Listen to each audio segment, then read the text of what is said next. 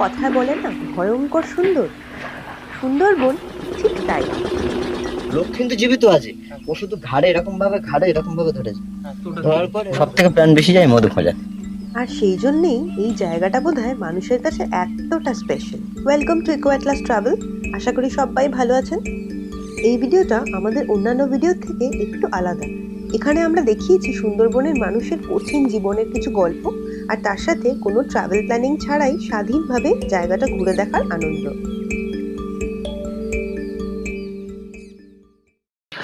Good morning everyone. তো আজকে আমরা যাচ্ছি সুন্দরবনে। আজকে আমাদের এই ট্যুরটাতে রূপসা যাচ্ছে না, তো আমি পুরোটাতে মানে হোস্ট করছি, আমি বলছি কথাগুলো। আর আমি একা যাচ্ছি না, আমার সাথে আরও আমার 3টে বন্ধু যাচ্ছে। একজন আমার সাথে আছে, আর একজনকে রাস্তা থেকে পিক আপ করবো, আরেকজন একটু দেরিতে আসবে, তো সে ডিরেক্ট ওখানে পৌঁছে যাবে। তো চলুন, এখন আমাদের অলরেডি ওই 6:30 মতো বাজে। এখন বেরোই, রাস্তায় দেখাচ্ছে 3 ঘন্টা মতো, দেখা যাক কতক্ষণে পৌঁছানো যায়।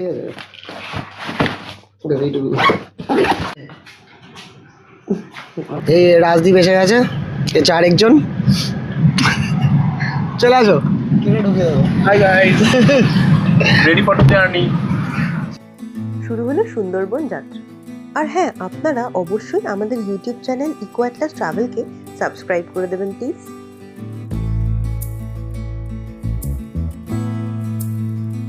তো এই যাত্রার গন্তব্য ছিল ঝড়খালি। তো এখন একটুখানি নামলাম আমরা এখানে রাস্তায় চা খাওয়ার জন্য। এই একটু ব্রেক নিয়েছি, এখানে একটা ব্রিজ আছে, এটা হচ্ছে মাতলা ব্রিজ। তো এই ব্রিজটার সামনে নেমেছি, আর এখানে একটা ব্রেক নিলাম, চা খাবো, খেয়ে আবার কন্টিনিউ করবো। তো এইটা হচ্ছে মাতলা ব্রিজ, এই যে নিচ দিয়ে নদী গেছে। তো খুব সুন্দর এখানকার ভিউটা।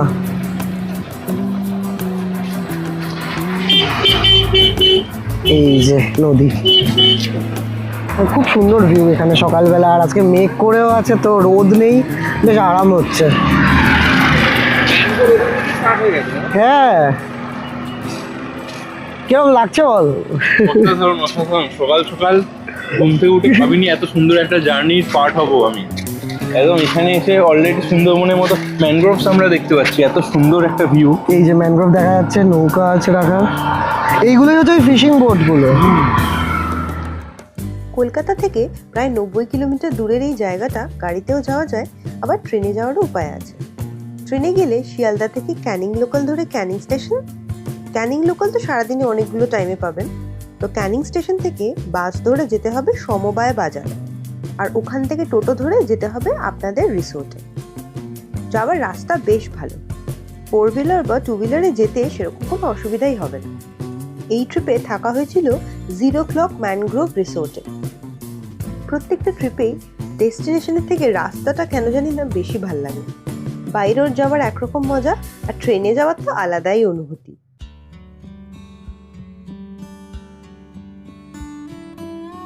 যাওয়ার সময় মাঝে মাঝে বৃষ্টি নামাতে চারপাশে সবুজ যেন আরো ব্রাইট হয়ে উঠেছে।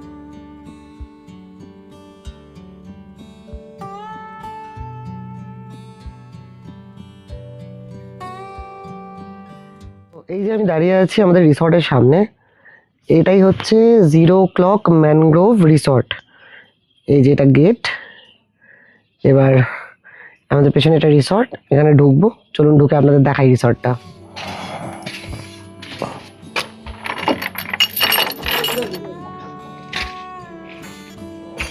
আমরা পৌঁছে গেছি আমাদের 0 ক্লক ম্যানগ্রোভ রিসর্টে। এটা বেসিক্যালি মানে একটা ছোট্ট জায়গা, খুব রিসর্ট ওরা নাম রেখেছে, বাট সেরকম মানে রিসর্টে যত এমিনিটিস থাকে অত কিছু নেই। কিছু রুম আছে, আর একটা সামনে এই যে ওপেন লনটা এটাই আছে আর কি। যাই হোক, এইখানে একটা রুম আছে, এটা হচ্ছে ওদের একটা ক্যাটাগরির রুম। এটা একটু ছোট রুম, মানে 2 জন বা 3 জনের জন্য এই রুমটা। এই যে এই রুমটা, এই যে ঢুকলাম, এই একটা মানে শেলফ মতো আছে, এখানে ওরা ব্ল্যাঙ্কেটস দিয়েছে, টেবিল একটা আছে, এরকম একটা চেয়ার আছে, আর এই একটা সোফা, আর এই যে বেডটা। মানে বেডটা দুজনের শোয়ার জন্য পারফেক্ট, একদম অনেক জায়গা আছে, 3 জনও হয়ে যাবে। আর এই যে ওয়াশরুম, এই যে বেশ ভালোই ওয়াশরুমটা, স্পেস আছে, অনেকটা ক্লিন আছে।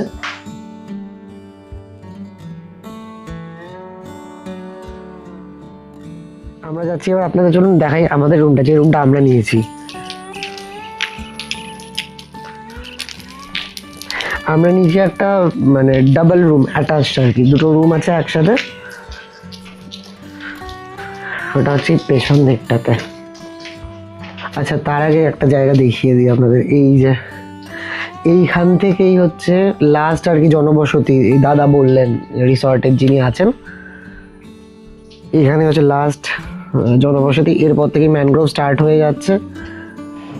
এই যে এটা হচ্ছে এইটার ওয়াশরুম, সেম সাইজ ওয়াশরুমগুলোর, আগের রুমটা যা ছিল। একটা বেড,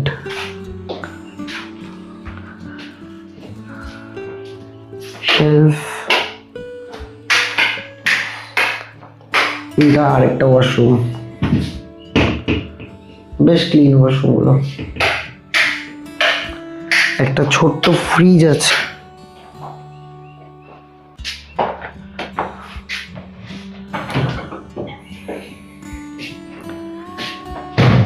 আর এই আরেকটা বেড। এই যে আমাদের এখন ব্রেকফাস্ট এসছে, আমরা এসে অর্ডার করেছিলাম ডিম টোস্ট আর লাল চা। এখন এটা খাবো, তারপর বেরোবো আমরা এক্সপ্লোর করতে। এই রিসর্টটাতে এরকম কিছু খাঁচা করা আছে যেখানে খরগোশ রাখা আছে। এই যে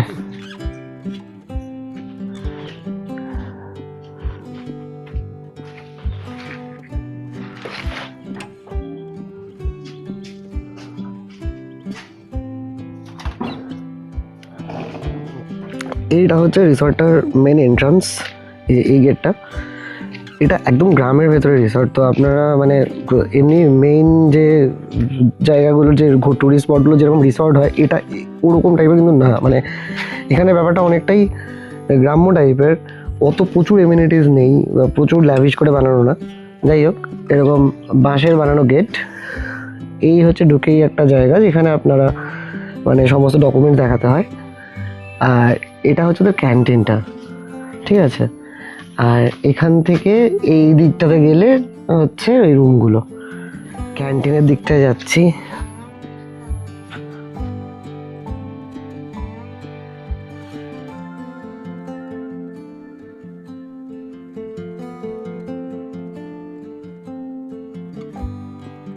তো যাই হোক, এইটুকুই হচ্ছে রিসর্টটা। এর মানে এর মধ্যে যা আছে আছে। ওই পাশটাতে যাই, রিসর্টটার আরেকটা সাইডে, ওই দিকটার পর থেকে ওই দাদা বললেন যে যেখান থেকে আর কি তারপর থেকে ম্যানগ্রোভ স্টার্ট হচ্ছে, মানে আর জনবসতি নেই। মানে এটা হচ্ছে লাস্ট এইখানকার জনবসতির এরিয়া, তাও অনেক কম এখানে জনবসতি। এই দিকটাতে গিয়ে দেখি কি আছে, কি দেখা যায় এখানটাতে। একদম কাঁচা রাস্তা আর কি, রাস্তা বা রাস্তাও না ঠিক, মাঠ মাঠ মতো। এই যে এইখানটা পুরো কাদা হয়ে গেছে একদম। তবে এইখানে রোদ উঠলেও রোদটা ওরকম প্রচণ্ড, মানে রোদের হিটটা অত বেশি না, তো হাওয়া দিচ্ছে, বেশ ভালো লাগছে এখানটাতে। এই যে এখানটাতে এরকম জায়গা করা, আমি দেখাচ্ছি। এই যে পুকুর মতো করা আছে একটা। এই দিকগুলোতে তো যেরকম যাওয়ার গিয়ে দেখানোর কিছু নেই আর কি, ওই দিকগুলোতে। মানে পেছনে আমাদের রিসর্টটা দেখা যাচ্ছে, পাশে যে জায়গাটা, এখানটাতে বিভিন্ন সবজির চাষ করা হয়েছে। এটা ওরা মনে হয় পরে রিসর্টটাকে এক্সটেন্ড করবে বলে রেখেছে, কারণ এই যে এখানে জানি না, এখানে তো একদম কন্ডিশন ভালো না, বাট একটা বসার জায়গা আছে আর কি, তো হয়তো এরকম প্ল্যান করে রেখেছে, মানে লোকে এসে বসতে পারবে। পুরো নিস্তব্ধ এরিয়াটা, একটা পাখি যদি ডাকছে না সেটাও পুরো ক্লিয়ার শোনা যাচ্ছে সুন্দর করে। এই রিসর্টটা থেকে এবার মানে আমরা বেরোবো আর কি। আমাদের একজন মাঝির সাথে কথা বলা আছে, উনি বলেছেন যে নিয়ে যাবেন জলে, এবার দেখা যাক ওনার সাথে গিয়ে কোন জায়গাগুলো এক্সপ্লোর করতে পারি, কারণ ওনাকে আবার টাইম দেওয়া আছে আর কি। এবার আমাদের রিসর্টেও আবার লাঞ্চ করতে হবে, জাস্ট লাঞ্চের জন্য অর্ডার দিয়ে দিলাম আমরা এখন। তো ভাবছি যে লাঞ্চটা করে বেরিয়ে পড়বো। আমরা নৌকো যেটা বুক করেছি আর কি, সেটা ওই ট্যুরিস্ট বোট না, এটা হচ্ছে একটা মাঝি আর কি, যারা এখানে মাছ ধরতে যায়, ওই মাছ ধরার নৌকো বুক করেছি। তো একটু অন্যরকম এক্সপিরিয়েন্স চাইছিলাম, সেই জন্যই ট্যুরিস্ট বোট আমরা বুক করিনি, না হলে মেইনলি এখানে সবাই প্যাকেজে ওই ট্যুরিস্ট বোটগুলোই দেয়। ততক্ষণ না খাবারটা রেডি হচ্ছে, একটু বাইরেটা গিয়ে দেখে আসি। আমাদের আবার আরও একজন যে আসার কথা ছিল পরে, যে বলেছিল একদম ডিরেক্ট রিসর্টে পৌঁছে যাবে, তার আবার হবে না। ঠিক আছে, 3 জন মিলে দেখি সুন্দরবন ঘুরে। এটা রিসর্ট থেকে বেরিয়ে বাঁ দিকটা। সুন্দরী গাছের কিছু অংশ এখান থেকেও দেখা যাচ্ছে। আপনারা কী করে বুঝতে পারবেন ওটা সুন্দরী গাছ? দেখবেন যে শ্বাসমূল আর ঠেসমূলের একটা অবস্থান, আর মূলগুলো মাটি থেকে অনেকটা ওপরে। সুন্দরবনে জায়গায় জায়গায় বেশ কিছু এরকম খাঁড়ি দেখতে পাওয়া যায়। তো আমরা এখন জাস্ট বেরিয়ে এক্সপ্লোর করছি আশপাশটা, চেষ্টা করছি এখান থেকে নদীটা কোথায় খুঁজে বের করার। বাইরে বেরিয়েছি, বেরিয়ে এই জায়গাটা দেখছি, জায়গাটা বেশ সুন্দর, মানে এত সুন্দর, মানে এত গাছপালা আর সবুজ পুরো, খুবই সুন্দর আর কি। এই রাজদীপ আগে বেরিয়েছিল, ও আবার কি সব কালেক্ট করেছে, দেখো এই যে ঝিনুকের খোল, শামুকের খোল। ও অলরেডি বেরিয়ে ঘুরছিল, তো ঘুরে এগুলো কালেক্ট করেছে, শামুকের ঝিনুকের সমস্ত খোলস কালেক্ট করে। তো আপনারা দেখতে পাচ্ছেন এখানে রাস্তাটা যথেষ্ট সম্ভব উঁচু করা নর্মাল সমভূমির থেকে। কেন এটা, এই কারণটা কি? এটা কিন্তু রাস্তাটা একটা বাঁধের মতো কাজ করছে। যদি কোনোভাবে জলস্ফীতি হয় নদীতে, সেক্ষেত্রে কিন্তু এই অংশটা, রাস্তার অংশটা, গ্রামে জল ঢুকতে আটকাবে।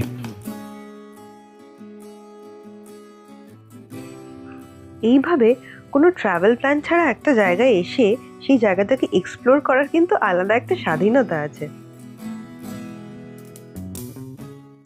মোটামুটি এদিকে বাঘের খুব একটা প্রকোপ নেই না, মানে আসে না? হ্যাঁ, বাঘ প্রায় মানে আগে আসতো, আচ্ছা এই বছর এখনো 2বার এসেছে। আচ্ছা আচ্ছা, আর কখন আসবে সেটা তো বলা যায় না, ওই জন্য আমাদের সতর্ক থাকতে হয় সবসময়। বুঝতে পেরেছি। জানুয়ারি মাসের দিকে এসেছিল একবার, হ্যাঁ, আর কদিন আগে এসছে। শীতকালে কি এখানে চলে আসে একদম? আমাদের গ্রামাঞ্চলে ঢুকে যায়। গ্রামে ঢুকে যায়? তারপর কি হয়, ওটাকে বের করা হয় কি করে? ফরেস্ট অফিস থেকে যখন লোকরা আজকে ছুটি?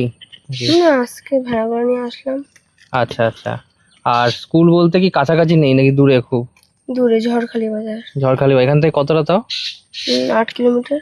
8 কিলো সাইকেলে যাস? আর কাছাকাছি আর কোনো স্কুল নেই, তাই তো? আছে, ওটা ছোটদের স্কুল। ছোটদের স্কুল, হাই স্কুল বলতে শুধু ওটাই? হাই স্কুল, হ্যাঁ। হাই স্কুল ওটাই। ক্লাস 6-এ পড়ি। 6-এ? আচ্ছা, বাহ। আচ্ছা, তোর নাম কি? নামটাই জানো? রূপম বৈদ্য।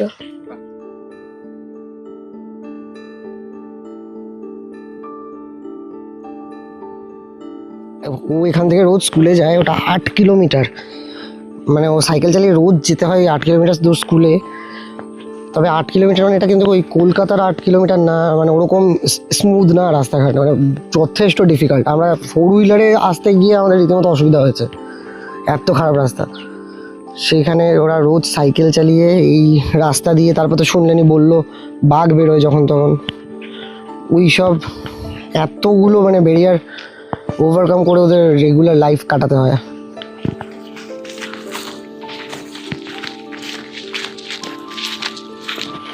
এই যে এরা এখন নামছে ওই জায়গাটাতে, জায়গাটা দেখে মানে কন্ট্রোল করতে পারিনি নিজেদেরকে, এত টেম্পটিং যে ভাবছি নেমে দেখবো আর কি জায়গাটা কিরকম, একদম কাছ থেকে। বেশ ঢালু, এখানটাতে কাঁকড়া আছে, দেখা যাক দেখতে পাই কিনা। ওই দেখো, দেখা যাচ্ছে ওই যে রেড ডটস গুলো, ওইগুলো সবকটাই ক্র্যাবস। এত বড় কাঁকড়া, এত বড়, সত্যি এত বড়, আমি দেখেছি। তো এই জায়গাটাতে আমরা নেমেছি, এই জায়গাটাতে একটা পুরো কাদাওয়ালা জায়গা, এখানটা গাছের মূলগুলো সব উঠে আছে আর প্রচুর কাঁকড়া, মানে মেইন রাস্তাটা অনেক ওপরে, আমরা ওখান থেকে নেমে এসেছি, নেমে এসে মানে জাস্ট এক্সপ্লোর করার জন্য, আর এখানটা মানে পা দিলেই পিছলে যাচ্ছে সবাই। ট্যুরিস্ট বোটে এলে এরকম ভেতর দিয়ে গিয়ে দেখা এক্সপ্লোর করা এটা পসিবল হয় না, এই জন্য আমরা নিজেরা এসেছি। এই যে একটা কাঁকড়া এইখানটাতে, এরিয়াটাই হচ্ছে কাঁকড়ার জায়গা একদম এটা। আরে আরে আরে চাপিস না আর চাপিস না। এই যে একটাকে ও হাতে ধরেছে, এই যে কাঁকড়াগুলো। আমি দাঁতটা ধরে রেখেছি বলে আমায় কামড়াতে পারছে না। এটাকে ও রাজদীপ হাতে করে তুলেছে কাঁকড়াটাকে। এটা একটা মেল ক্র্যাব। এটা মেল ক্র্যাবের এই যে হাতের একটা হাত থাকে, বড় হাত থাকে মেল ক্র্যাবের, এবং এটা এর ছোট বাচ্চা বলে তাই বড় হলে এটা পুরো রেডিশ হয়ে যায়, পুরো রেড হয়ে যায় মেল ক্র্যাবের, এবং এ খুব জোরেই চিপছে আমাকে, কিন্তু আমি এমন মানে ওই হাতেরই মাঝখানটা ধরেছি বলে অতটাও জোর পাচ্ছে না। তোমরা এই চেষ্টা করো না কিন্তু।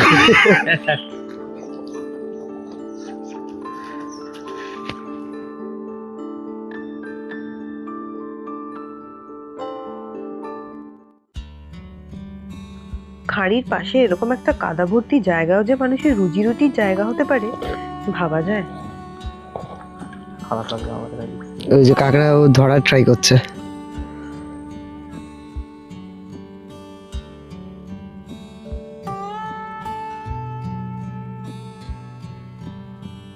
তো এরা এখানের লোকেরা এরকম ভাবে কাঁকড়া ধরে শিকার করে আর কি, মানে ওরা খাবার জন্য এরকম ভাবে কাঁকড়া আর কি ধরে নিয়ে যায়।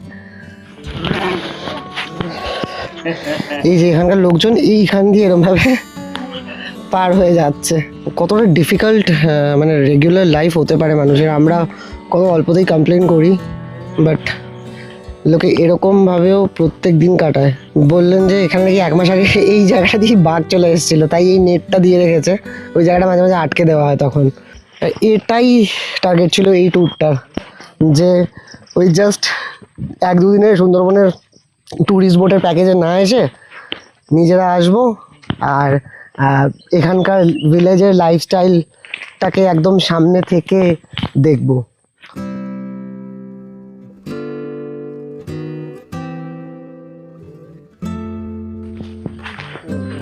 আরেকটা এরকম ভেতরের রাস্তা দেখতে পেয়েছি, মানে জঙ্গলের ভেতরেই আছি, আবার তার মধ্যেও আবার একটা ভেতরের দিকে মানে গাছপালার মাঝখান দিয়ে রাস্তা। একটু সামনে গিয়ে পাওয়া গেল আরেকটা কাঁকড়া ধরার জায়গা। ইট কাটার জন্য মাটি লাগে না, মাটি ফাটি কেটে নিয়ে যায়।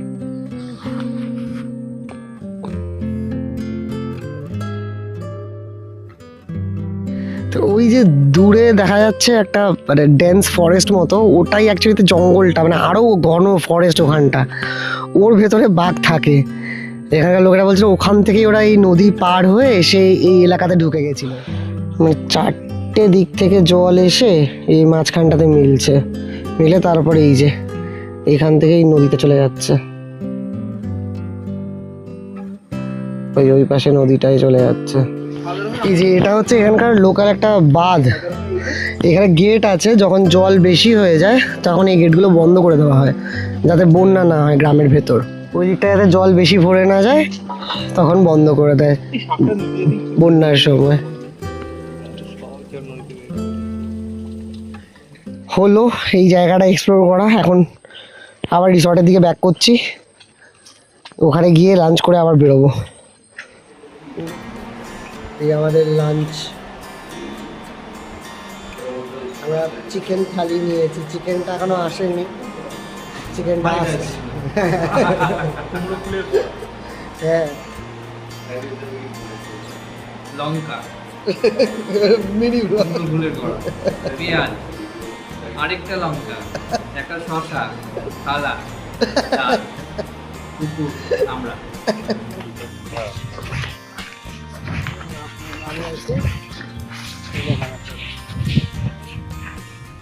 এপারের বাঘ যদি ডাকে তাহলে ওই পারের বাঘ চলে আসে। আচ্ছা আচ্ছা, ওই জন্য মানে 24 ঘন্টার ডিউটি দেয়। আচ্ছা মানে শিফট আবার আলাদা আলাদা, কারো সকাল থেকে 6টা অবধি হলো, হ্যাঁ, আবার 6টা থেকে কারো 2টো অবধি হলো রাত, আবার 2টো থেকে এরকম করে 3 শিফটে কাজ ডিউটি চলে।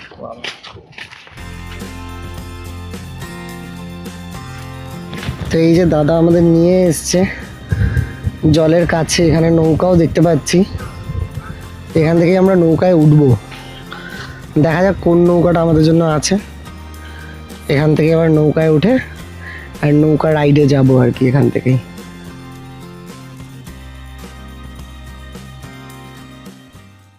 এইবার আসি আসল অ্যাট্রাকশন। মাঝির কাছ থেকে কথা হয়েছিল বাঘ আর ভূতের কিছু থ্রিলিং গল্প শোনা যাবে, তাই ওই তারক মাঝির অ্যাপয়েন্টমেন্ট পাওয়া গেছিল মোটামুটি 2-2.5 ঘন্টার জন্য।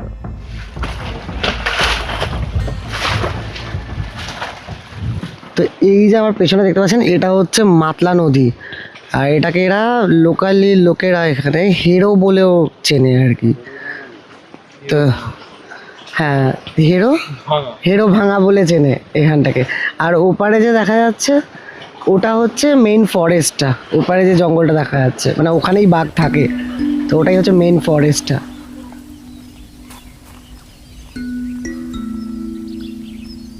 রিসোর্ট বুকিং এর সময় এই মাঝি ভাইয়ের কন্ট্যাক্ট পাওয়া গিয়েছিল, আর ওই বুকিং এর সময় এই নৌকো ভ্রমণের 1000 টাকা চার্জ নিয়ে নেওয়া হয়েছিল। ওই যে এসে পৌঁছেছে তারক মাঝির নৌকা।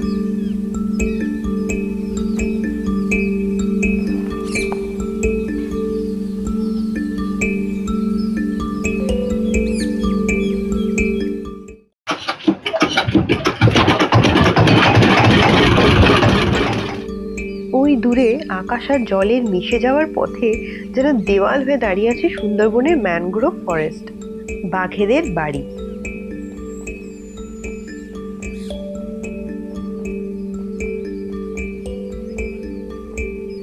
প্ল্যান আছে কিছুটা গিয়ে ম্যানগ্রোভ জঙ্গলের একটা ধারে নৌকা দাঁড় করিয়ে মাঝির গল্প শোনা হবে। না, সেখানে কোনো সেফটি ইস্যু নিয়ে ভাববেন না, মাঝি সেরকম জায়গায় আপনাকে নিয়েই যাবেন না, উনি ঠিক জায়গা বুঝেই তবে নৌকা দাঁড় করাবেন।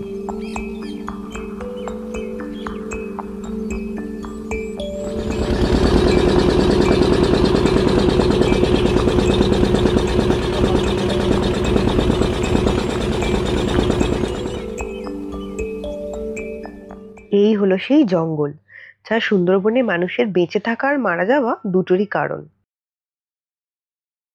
মানে নদী পথে তুমি যেখানে নিয়ে যাবে, আমরা সব রাস্তা চিনি। এখানে যেমন সবই একই একই লাগছে।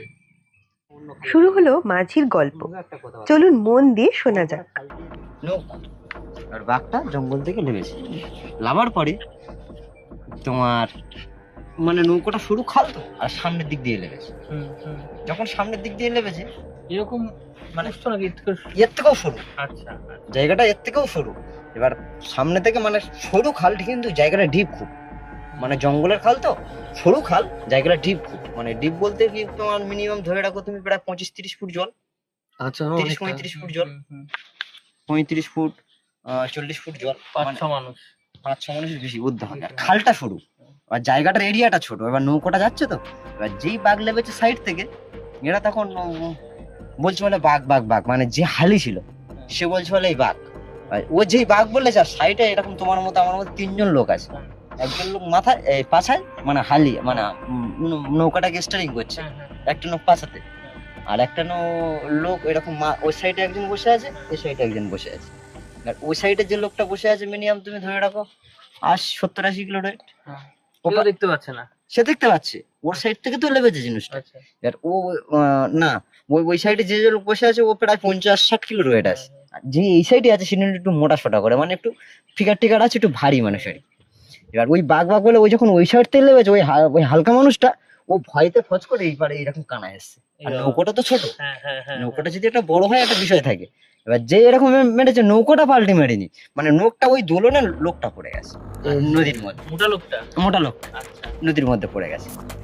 যখন নদীর মধ্যে পড়ে গেছে তখন এবার ও তখন ওই মানে ওই দিক থেকে ডুব মেরেছে, ও ওই দিক থেকে ডুব মেরেছে এইখানে এসে ধরেছে, ওই দিক থেকে ডুব মেরে এইখানে এসে ধরেছে। ধরার পরে আস্তে আস্তে এবার ও জলের মধ্যে, ও তো শক্তি কম পাবে, জলের মধ্যে শক্তি কম পাচ্ছে। তখন যখন শক্তি কম পাচ্ছে তখন ওই রকম হেঁটে এটা মারতে যায়। এরা এই দুজন ছিল এই বাড়ি মারতেছে, নৌকাতে বাড়ি মারতে যায়। আর ও তো কানা, মানে সরু খাল, মানে টানতে একটু তুলেই নেবে। এবার যখন তুলে নিয়েছে, আর সামনের যে নৌকা ছিল ও তো অনেকটা দূরে, এও অনেকটা দূরে, আর ইও তো ধরলে শেষ। মানে এর তো হাতে লাগে, একটা হাত হলে তোমার 20টা মধ্যের বল, একটা হাত হলে তো সে একটা লোকেরা 2-3টা ছেলে পারে। এবার বুটের বাড়ি মারছে, ছাড়ছে না, লাস্টে টেনে গালার দিকে তুল, একটু গালার দিকে তোলার পরে মানে এরকম করছে, ছাড়ছে না, তবুও লাশ ছাড়ছে না। মানে লোকটা মরেনি, লোক কিন্তু জীবিত আছে, ও শুধু ঘাড়ে এরকম ভাবে ধরেছে, ধরার পর এরকম ভাবে ধরে এরকম ভাবে মানে এরকম ছেদরে রেখেছে ঘাটটা, আচ্ছা আচ্ছা মানে টাইগার এরকম ভাবে ছেদরে রেখে দিয়েছে, আর এরকম হেতো মারছে তো, আর সে বড় বাঘ, হ্যাঁ হ্যাঁ রয়্যাল বেঙ্গল টাইপ। রয়্যাল বেঙ্গলটা। এবার মানে ও সে ওর দৃশ্য দেখলে তোমার কথা তোমার খাওয়া চলে যাবে। এবার যখন ওইটা যখন হয়ে গেল, তখন যখন ওপরে তুলে তখন এরা হাল দিয়ে মারামারি করছে। একটা যে হালি ছিল সে এখন ছুটেছে এরকম ছোট টাঙি, টাঙিটা ওদের ধার থাকে খুব, মানে জঙ্গল করে তো ওরা, টাঙিটা ধার থেকে খুব। এবার ওই টাঙি নিয়ে সেরকম মারছে, যেখানে মারছে সেখানে স্লিপ হচ্ছে। ওর গা তো সব জায়গায় তেলের মতো, কোনো জায়গায় গিচ্ছে না, মানে বডি ফডি হাতলে মাতলে যেখানে মারছে সেখানে ওর মানে তেলের মতো হয়ে আছে, স্লিপ খেয়ে যাচ্ছে। স্লিপ খেয়ে যাচ্ছে, মানে স্লিপ হয়ে স্লিপ হয়ে যাচ্ছে। কিন্তু ওর ইয়ে হচ্ছে না, মানে যে ও যে আঘাত পাচ্ছে না, ও যে আঘাতটা সে আঘাতটা পাচ্ছে না। লাস্টে এরকম ভাবে মুখে ধরে এরকম মারতে গেছে, যে মুখে ধরে মারতে গেছে বাঘটা এরকম চাটি মেরেছে। মারার পরে সেই যে লোকটা ছিল পুরো গাল এখান থেকে এত অব্দি চলে এসেছে, মানে একটা কোপ এরকম ভাবে চলে এসেছে, মানে টাঙির কোপটা লোকটা মানে ওর গায়ে মারতে গিয়ে এর গায়ে মেরেছে, এরকম ভাবে বেরিয়ে এসেছে। লোকটা যখন কেটে গেছে এটা তখন বলছে হবে না, মানে ওই পিছনের লোক ওরাও চলে এসছে, এরাও চলে গেছে, তাহলে নিনি করে 6-7 জন লোক 8 জন লোক হয়ে গেছে, তখন বলা হবে না। আর একজন তোলাতে ছুটে গিয়ে কতটা সাহস দেখো ওদের মধ্যে, সাহস না হলে এগুলো পারবে না, কতটা সাহস দেখো। সঙ্গে আর একজন গিয়ে এরকম করে তোলা দিয়ে মানে ও যেরকম ইয়ে করছে, আর সামনে কজন যুদ্ধ করছে, আর একজন গিয়ে ছোট্ট করে বিচিতে এরকম ছেড়েছে, ওইর মধ্যে ছোট্ট করে আঘাত করেছে, কালি ও ছেড়ে দিয়েছে।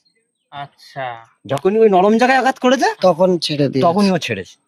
তখনই ছাড়ার পরে এরকম নেড়ে করতে করতে বড় বড় হালের মোটা তো, এরকম বড় বড় এরকম তোয়াক্তা, এরকম বড় বড় সব হালের মোটা তো, এরকম তুলে মাল লাগাচ্ছে, মানে নৌকার মধ্যে যেগুলো থাকে আর কি। কারোর হাতে দা আছে, কারোর হাতে কুল আছে, আবার 5-7 জন লোক যদি একটা আক্রমণ করে ও তো পিঠা পাটা কোনো কাজে তুলে দেবে। ওরা জানে কি যে আমরা মরেছি, অন্তত যে লোকটাকে ধরেছে তাকে অন্তত ছাড়িয়ে নিয়ে দেশে যায়, সেটাই ছাড়িয়ে নিয়ে দেশে যায়। এবার ও আস্তে আস্তে বাঘটা খুব ইয়ে হওয়ার পরে বাঘটা আস্তে আস্তে উঠে গেল। সেই লোকটা কিন্তু মরেনি, এরকম কাঁপতেছে, একটা লোকের এখানে আঘাত করেছে, এখান থেকে পিচ এতটা ঢুকে গেছে, মানে পিচ এখান থেকে এতটা ঢুকে গেছে, মানে লোকটা ওখানে ব্রিজের উপর উঠে মারা গেল। খুব কষ্ট লাগলো যে একটা মানুষ সে জীবন যাওয়া নয়, যে একটা মানুষের জীবন যে বেরিয়ে যাচ্ছে সহজে। আমরা ভাবি যে একটা মানুষ মারা গেল, কিন্তু যে কোনো কীর্তিতে মানে যে কোনো একটা কাহিনী দেখা যাচ্ছে আমাকে কেউ আক্রমণ করেছে, যে আমি ঝাট করে মরে যাব। কোনো মানুষের জীবন কিংবা কোনো জীবন সহজে যায় না। লোকটা বেঁচেছিল, অনেক সময় বেঁচেছিল, তবু মিনিমাম ধরে রাখো প্রায় 8 ঘন্টার মধ্যে বেঁচেছিল, 8 ঘন্টা। তো খুব কষ্ট পেয়েছে, কিছু বলতে পারিনি। আর এত বেলাট মানে রক্ত বেরিয়েছে, পুরো নৌকাটা এরকম নৌকার উপর দিয়ে এরকম শুয়েছি, তা পুরো একদম রক্ত এরকম ভেসে গেছে। ওইভাবে আস্তে আস্তে ওখানে তুলে দিয়েছি সঙ্গে ফরেস্টার লোকজন, মানে যেগুলো জানার দরকার আর কি। মানে তখন লোকজন আসলো, এসে এটা বাঁচাতে পারলাম না, আর খুব চেষ্টা করেছিলাম, বাঁচাতে পারিনি। আপনাদের তো মানে রোজ জলে তো নামতেই হয়, মানে কাজের জন্য তো আপনাদের আসতেই হয়। এবার নদীতে কি বলতো, নদীতে আমরা মাছ মারি ঠিকই, হ্যাঁ এবার এমন একটা সিস্টেম, অনেকে জঙ্গলের কাজ করে, যারা জঙ্গলের কাজ করে তাদের নদীর কাজ পুষাবে না। আচ্ছা জঙ্গলের কাজ করলে কি জঙ্গলের কাছে পয়সা বেশি। যদি বলো ওখানে জঙ্গলের খুলে বড় বড় মাছ, বড় বড় সাইজের ভেটকি, বড় বড় সাইজের জাবা, যে সেলে ভাঙন, যে মাছগুলো, যে দামি যে মাছ, কাঁকড়া, এগুলো জঙ্গলের সাইডটাতে বেশি থাকে। নদীর মধ্যিখানে মাছটা কি বলো, নদীর মধ্যিখানে সবাই বড় বড় ট্রলার পাটি, বড় বড় সব জাল টাল ফেলে, তো মধ্যিখানে ততটা থাকে না। আর মধ্যিখানের মাছ সবাই বের করতে পারে না, মানে যারা ছোটখাটো ব্যক্তি, মানে আমরা যেমন ছোটখাটো ব্যক্তি, ছোটখাটো নৌকা নিয়ে অল্প জায়গার মধ্যে বেশি মাছ পাওয়া যায় জঙ্গলে। এবার জঙ্গলের কাজটা আমাদের পছন্দ হয় না, আমার বিশেষ করে আমার পছন্দ হয় না। কারণ কি, আমি নিজে চোখে অ্যাক্সিডেন্ট দেখেছি, বহুত অ্যাক্সিডেন্ট। মানুষের ধরেছে, বাঘের ধরে নিয়ে এসছে, কেউ বাঘের সাথে যুদ্ধ করে জানতো, নিজে ছাড়া বাঘ 2-3 বার করে দেখেছি। এরকম মাছ ছাড়িয়ে এরকম জালে বসে মাছ ছাড়াচ্ছে, ওরকম ধারে দিকে এসে বাঘ এরকম ঘুপটি মেরে বসে আছে। না আপনি দেখেছেন? হ্যাঁ, এরকম সিনও আমার জীবনে গেছে। মানে বাঘ পুরো এরকম ছলি পেতে বসে গেছে, এরকম পুরো এরকম আঁথড়ে নিয়ে যেরকম বসে আর কি, এরকম আঁথড়ে নিয়ে এরকম ভাবে বসে গেছে, এরকম হাওয়া কেটে এরকম ভাবে সামনে দুটো হাতল দিয়ে এরকম ভাবে বসে গেছে, পুরো একদম গায়ে দেখছি। আমি তখন আমার মাকে বলছি, আমার মা আর আমি যেতাম, আমার মা আর আমি, আমার বাবা। তা আমি আমার মাকে বলছি, ও মা, এই দেখো কি অবস্থা দেখো। তা ওই বাবা ওখানে ছিল, আমি আর মা এখানে মাছ ছাড়াচ্ছি, এখান থেকে ওই পুঁজির ধারে চলে গেছি। ওইটুকু আমাদের সাহস হচ্ছে না যে মাথায় এসে এই যে গেরাপি, এই যে নম্বর, এটাকে তুলবো। আমাদের সাহস হচ্ছে না, এটা ফেলা আছে তো, আচ্ছা হ্যাঁ আমাদের সাহস হচ্ছে না যে আমরা এইটা এসে তুলবো। তা ওখান থেকে আমার বাবা জানতো অনেক কিছু নদীর বিষয়, নদীর দিক থেকে। ওই যে বলে না অনেকে গুণগানিং বিশ্বাস করে না, কিন্তু নদীর দিকে বাস্তবে এগুলো কি হয় সেগুলো? মানে এগুলো বোটে থাকবে, এমন এমন জিনিস করে দেবে যে তোমার নৌকোর ধারে আসবে না, বাঘ আসবে না? আসবে না, আসলে ওই দুই সাইড থেকে ঘুরে চলে যেতে হবে। আচ্ছা, এরকম নদীর মানে মধ্যে ওরা কিছু মন্ত্র পড়ে দেবে বা কিছু মন্ত্র, নদীর অনেক রকম মন্ত্র আছে, মানে আবার তোমার যেমন মন্ত্র তুমি এখান থেকে বলবে, নদীর যদি কোনো কাজ তুমি মন্ত্র যদি এখান থেকে করে দেখো, একটা বাঘ আসলো, বাঘের মুখ তুমি বন্ধ করে রাখলে, মুখ বন্ধ করা মন্ত্র আছে, মুখ বন্ধ করে দিলে কিন্তু সেই মুখটাকে তোমার আবার খুলে যেতে হবে এখান থেকে। আচ্ছা এরকম একটা আমি শুধু দিলাম কিছু, ওর ওর ওর ওর ওর ওর ক্ষতিটা চেয়ে নিলাম, এটা হবে না, এতে মন্ত্র খাটবে না। ওকে যেমন মুখ বন্ধ করবে তেমন মুখ আবার ওকে খুলতে হবে। এগুলো এখনো লোক আছে এরকম করতে পারে? এখনো লোক তুমি আছে। জানো এগুলো মন্ত্রগুলো তোমায় বলে? আমি জানতাম কিছু, তবে আমি ওগুলো পরিচালনা করি না। আচ্ছা মানে ওগুলো করলে নিজের ক্ষতিটা বেশি হয়, আচ্ছা মানে ওগুলো করলে ক্ষতিটা বেশি। আমি কোনগুলো মানে যেগুলো হচ্ছে গিয়ে বড় বড় 8 ফুট 20 ফুট 30 ফুট 35 ফুট যে হাইটের যে বড় বড় যে ঢেউগুলো হয়, আমি ওইগুলোকে পাড়ি দিতে ওইগুলো একটু পরিচালনা করি। কিন্তু সব বাঘের দেখতে কোনো মন্ত্র আমি পরিচালনা করি না, আর ওসব কাজে যাই না। ওপরের কাজেও তবু অনেক ভরসা পাওয়া যায় যে আজকে আমি একটা কাজে যাচ্ছি, 500 টাকা কি 600 টাকা কি 1000 টাকাটা রোজ পাবো। জঙ্গলে? নদীর কাজে, এই ওপরের কাজে, আচ্ছা যে কোনো মানুষের একটা ঢালাই কাজে যাচ্ছি, 500 টাকা কি 600 টাকা কি 800 টাকা একটা কাজ পাবো। কিন্তু নদীর কাজে আসলে আমরা ভাবি না যে কত টাকা আমরা পাবো, 200 টাকাও হতে পারে, নাও হতে পারে, ক্ষতিও হতে পারে। জঙ্গলে মোটামুটি কেমন পার ডে হয়? জঙ্গলে কাংড়ায় ঝাড়া যায় তুমি পাড়টা ধরে রাখো মিনিমাম 10 15 20 5 7, মানে হ্যাঁ যেখানে যেরকম কাঁকড়া ওঠে। মধুতে আরো ইনকাম? মধুতে ইনকাম বেশি, মধু খোঁজার বাঘ খোঁজা একই, তাই? মধু খোঁজার বাঘ খোঁজা একই। যদি বলো কেন, একটা কথা বলি, এই যে আমরা নৌকাটা এখানে দাঁড় করালাম, এখান থেকে সোজা চালিয়ে এখান থেকে দেখা যাচ্ছে 2-3 কিলোমিটার 4 কিলোমিটার ভেতরে জঙ্গলের ভিতরে নৌকাটাকে বসিয়ে দেবে। যারা মধু ভাঙতে যায় আচ্ছা জঙ্গলের ভেতরে নৌকাটাকে বসিয়ে দেবে। নৌকাটাকে বসিয়ে দেওয়ার পরে ওখানে বসিয়ে দিলে এবার নৌকার মধ্যে রান্না বান্না করলো, খাওয়া দাওয়া করলো, হাঁটতে জঙ্গলের মধ্যে মধুর চাক মৌচাক গাছের দিকে তাকিয়ে যেতে হবে। এইগুলো বলে মধু খোঁজা। কিন্তু ও খোঁজার বাঘ খোঁজা একই।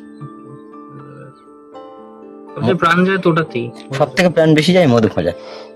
আর আপনারা এমনি নৌকা করে যখন বেরোন মানে কি সবসময় দিনের আলোতেই তো বেরোন নাকি?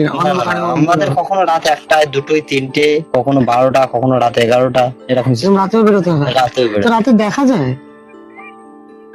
দেখা যায় বলতে আমরা রাতে নদী করি, আমরা তারা আর চাঁদ দেখে আমরা নদীতে চলাফেরা করি। আচ্ছা, মানে আমাদের এইটা দেখা যাচ্ছে বাইরে থেকে, যখন এই যে নিশানাটা যাচ্ছি নৌকাটা এইভাবে আছে, মানে আমার এইটা পূব পশ্চিম উত্তর দক্ষিণ, আমার এই 4টে দিক আছে।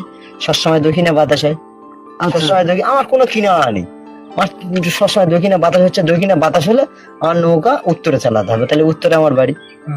নৌকা দক্ষিণে বাতাস হলে উত্তরে নৌকা চালাতে হবে।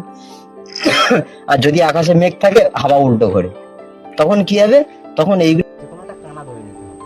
কানা বলতে কি, আমি একটা দীর্ঘ দেখা যাচ্ছে 20 বছরের নদীতে বাস করছি, তাহলে যেকোনো একটা কানা দেখলে বুঝতে পারবো এটা ছাড়া আমাদের বুড়ির ডাবু, কলস, বনিক্যাম, সজনেকালি, দোবাই, মানে যেকোনো একটা জায়গা এরিয়া, ইটের ধনী, ভাড়াবনি, যেকোনো একটা জায়গা আমি বুঝতে পারবো। রাতে যেমন রাতে জঙ্গল করে লোকে? রাতেও জঙ্গল। প্রাণের ভয় একদম নেই নাকি? মানুষ টাকার জন্য কোথায় না কোথায় যাচ্ছে, মানুষ টাকার জন্য কোথায় গিয়ে কে কিভাবে জীবন দিচ্ছে একমাত্র উপরওয়ালা জানে। মানুষ টাকার জন্য, যার 100 টাকা আছে সে মনে করছে আমি আরো 5 টাকার মুখ দেখতে যাই। আর বা ধরুন এই যে বাঘ কাউকে মেরেছে, যা তো আগে মারা গেল লোকটা, এবার ওই ধরুন ভূতের ব্যাপার বা এরকম কিছু হয় না, ওই ধরনের কিছু? ওগুলো তো হয়, কিন্তু কি বলতো ওইসব খবরও বহুত পড়েছি আমরা, মানে ওরকম হয় কিছু? ভূত সত্যি না কথাটা আমাদের, মানে বাঘ টাক দেখে ভূত ফুতিতে আমরা বিশ্বাস করি না। যদি ভূত যদি মানে আসি, মানে আমরা মাঝে মাঝে ওই মানে নদীর থেকে যখন আসি, মানে বাড়ির থেকে যখন আসি, একবার বলি গল্পটা তাহলে। রাত 2টোর সময় মানে বাজার থেকে এসেছি, বাজারে আমার একটা ছোট দোকান আছে জালের, মানে এরকম জাল ধরি, এরকম জাল ধরি ছোট একটা দোকান আছে, সেই দোকান থেকে এসেছি আস্তে আস্তে প্রায় রাত 11টা বেজে গেছে। আর বাড়িতে এসে দেখছি আমার মানে বাড়িতে ওয়াইফ, মানে আমার বৌদি পিঠে করে রাখলে, আমাকে বলছে কি, বলে যে দেখো পিঠে করে রেখেছি তুমি খাও। তা আমি বলছি আমি আর ভেতরে ঢুকবো, এসছি কষ্ট করে, তুই বাইক ফাইকগুলো একটু চাপা দে আর পিঠে এনে দে। কি করে দিচ্ছি, বলে দেখো পিঠে করেছি, তাই পিঠে দিয়েছে, ওঠোনে দাঁড়িয়ে 5-7টা পিঠে আমি খেয়েছি। উঠোনে দাঁড়িয়ে দাঁড়িয়ে আমাদের মানে যে ঘরের উঠোন আছে সেখানে দাঁড়িয়ে 5-7টা উঠো পিঠে খেয়েছি। খাওয়ার পরে ওই যে কীভাবে আকর্ষণ নিয়েছে ওটা আমি বলতে পারবো না। মানে আমার বাড়ির পাশে একটা বড় তাল গাছ আছে, জঙ্গলের সাইডে ঘর তো, মানে জঙ্গলের কানায় আমার বাড়ি। এবার জঙ্গলের কানায় বাড়ি তো, পুরোটা তাল গাছ আছে। মানে কী থাকে না থাকে আমি ওসব দেখি, মানে কোনো দেখা দেয় না। আর আমার মানে সামনে সামনে টুকটাক পরে আমি ওসব উড়িয়ে দিই, মানে ততটা কেয়ার করি না। এবার যখন পিঠেটা খেয়েছি রাত 1টার সময়, ওখানে দাঁড়িয়ে দেখি পিঠেটা খাওয়ার পরে আমার বউ আবার মানে সাথে 5-7টা পিঠে আবার আমাকে দিয়েছে, মানে আমার বাড়ির লোক। যেটা আমি নৌকাতে চলাফেরা করি, এর সাথে এর পাশে যদি মানে যে আসুক, সে যত বড় শক্তিশালী লোক আসুক না কেন, আমি কারোর ভয় পাবো না। আমি যতক্ষণ এর মধ্যে থাকি, এর থেকে যখন আমি নিচে নামবো তখন আমার ভয়। কারণ এটা হচ্ছে মা চণ্ডী, আমরা প্রতিদিন মা চণ্ডীকে পূজা করি। আচ্ছা, ওই যে মাথাটা ওই যে সব জায়গায়, হ্যাঁ সব জায়গায় আমরা পা দিতে দিই, ওই জায়গাটা পা দিতে দিই না। ওই মাথা জায়গা। হ্যাঁ মাথা ওই জায়গাটা। লোকের যখন ধরো বাড়িতে ঠাকুর থান থাকে, আমাদের মা চণ্ডী এটা। এবার এখানে আমরা নৌকা পুজো দিই।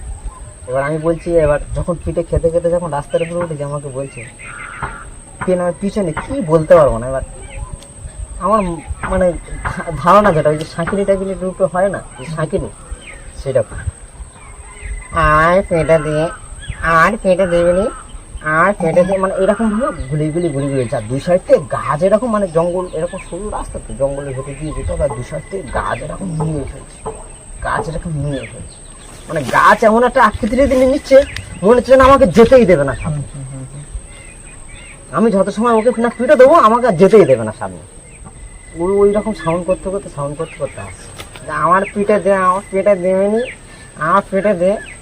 তা আমি তখন ওই খালটা থেকে তুলে আমি পিঠে খাবি তো, আমি দিই। মানে আমি তখন বলছি ওকে যে আমি তোকে দিচ্ছি। আমি যেরকম সামনের দিকে এগিয়ে গেছি, জঙ্গলের মধ্যে একা তো, রাতে 1-2টার সময় মানে একা। এবার আমি যদি জঙ্গলের ভেতরে যাচ্ছি মানে জঙ্গলের ভিতরে মানে নদী, আমি যদি তার মধ্যে যাই তাহলে আমার ওপরে নদীতে আমার নৌকা আছে, আমি নৌকায় উঠলে আমি পুরো একদম ফ্রি হয়ে যাচ্ছি, ও তখন আমার ধারে আসতে পারবে না, আমি এটা জানি। আর আমি যখন যেতে যখন হাফ রাস্তা ব্যাক করে যখন চলে আসবো, তখন ও আমাকে চেপে দেবে বলতে কি, শালা ভয় পেয়ে গেছে এবার এতে, তখন ও এইটা ভেবে নেবে। এবার আমি আমার মতো যাচ্ছি, যাওয়ার পরে যে সময় ওরকম বলছে, আমার গাল লোমটুম দেখি না এরকম খারাপ হয়ে গেছে। আমি আর চলতে পারছি না, মানে গা শরীর যেন দুর্বল হয়ে গেছে, এমন হয়ে গেছে আমি আর চলতে পারছি না। এরকম একটা হাফ প্যান্ট পরেছিলাম, তার টর্চ লাইটটা এরকম হাতে, আর ফোনটা পকেটে, এরকম ওড়ক তুলেছি ওই জায়গায় দাঁড়িয়ে, যেরকম ওড়ক তুলে এরকম টিনাটা চর মেরেছে। আর আমাদের এইসব হাতের চর যেখানে লাগবে, মোট কথা 5 আঙুলের দাগ পড়ে যাবে। এইসব আমরা জাল কাজি কেনা হয়, 5 আঙুলের দাগ এরকম পুরো রক্তের মতো লাল হয়ে যায়, এমন যে চর মারা মেরেছে। মার পর আমার শক্তি মানে যা ছিল তাছাড়া এখন আমার 3 গুণ বেড়ে গেছে আমার শক্তি। ওই অবস্থা আস্তে আস্তে এসে ডাইরেক্ট এসে নৌকার ধারে এসে, আমার চণ্ডী কি করছিস মা, ডাইরেক্ট এসে মার সাথে আমি চলাফেরা করি। তা মা বলে আমার চণ্ডী কি করছিল মা, ভালো আছো বলে শুনেছি গ্যারাবিটা হাত দিয়ে চুপ করে নৌকায় উঠে বলে ওখান থেকে নৌকা নিয়ে বার করে চলে আসে। তা আমি এগুলো লোক বিশ্বাস করে যে এই চেপে ধরে, এই ঝড়ে চেপে ধরে মারে, এগুলো আমি বিশ্বাস করি না। তোমার যদি হিম্মত থাকে তোমার গায়ে কেউ আসবে না। এই যে সামনে দেখা যাচ্ছে, এগুলো হচ্ছে হেতাল গাছ।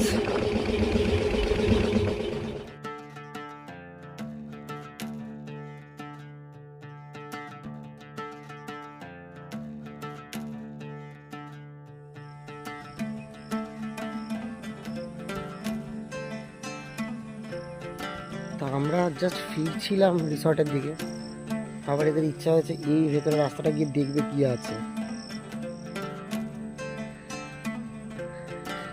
এখানে একটা নৌকা পড়ে আছে, ওই নৌকাটা অ্যাবান্ডেন্ড আর কি, এই দূরে দেখা যাচ্ছে। সেইটাকে ফলো করে করে এরা বলছে দেখতে যাবে, সেই নৌকাটা এক্সপ্লোর করতে যেতে চাইছে। ভীষণ মানে রিস্কি রাস্তাটা আর কি, কাদায় পা পুরো ঢুকে যাচ্ছে, তো না যাওয়া যাবে না। যাই হোক, এই অবধি আমরা আসতে পেরেছিলাম। এই যে আমাদের রিসর্টের রাস্তাটায় ফাইনালি এসে পৌঁছেছি। কোনো স্ট্রিট লাইট নেই, এই সাদা আলো বিল্ডিংগুলো হচ্ছে আমাদের রিসর্ট।